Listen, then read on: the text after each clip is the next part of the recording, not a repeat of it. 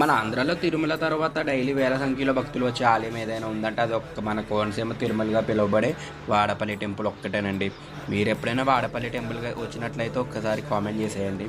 And మేము ఈరోజు వాడపల్లి మాకు చాలా దగ్గర టెంపుల్ అయితే సో వెళ్దామని ఫిక్స్ అయిపోయి అప్పటికప్పుడు అనుకుని వాడపల్లి టెంపుల్కి అయితే వచ్చేసాము. మేము వచ్చేసరికి మధ్యాహ్నం 1 గంట అయిపోయింది. అప్పటికే దర్శనాలు అయితే ఆపేశాడు.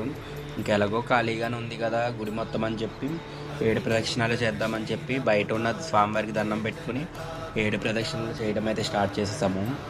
అండ్ ప్రదక్షిణలు చేసిన తర్వాత ఇంకెలాగో మనకి చేసేది ఏమీ లేదు, టైం ఎలాగో ఉంది కదా అని చెప్పి బయటకు వెళ్ళి అన్నదానం తిందామని చెప్పి మేమైతే అన్నదానానికి అయితే వెళ్ళిపోయాము. నేను ఎప్పుడు వాడపల్లి వచ్చినా ఖచ్చితంగా ఇక్కడ పెట్టే అన్నదానం మాత్రం తిని మాత్రమే వెళ్తాను, ఎందుకంటే ఇక్కడ అంత బాగుంటుంది. మీరు ఎప్పుడైనా వాడపల్లి కనుక వస్తే ఖచ్చితంగా ఇక్కడ జరిగే అన్నదానం అయితే అస్సలు మిస్ అవ్వద్దు. అండ్ మేము భోజనం చేసి కాసేపు అక్కడే రెస్ట్ తీసుకొని 4కి అలా టెంపుల్ ఓపెన్ అయింది. అక్కడ స్వామివారి దర్శనం చేసుకుని అయితే ఇంటికైతే రిటర్న్ అయిపోయాము. ఓకే మరి బాయ్.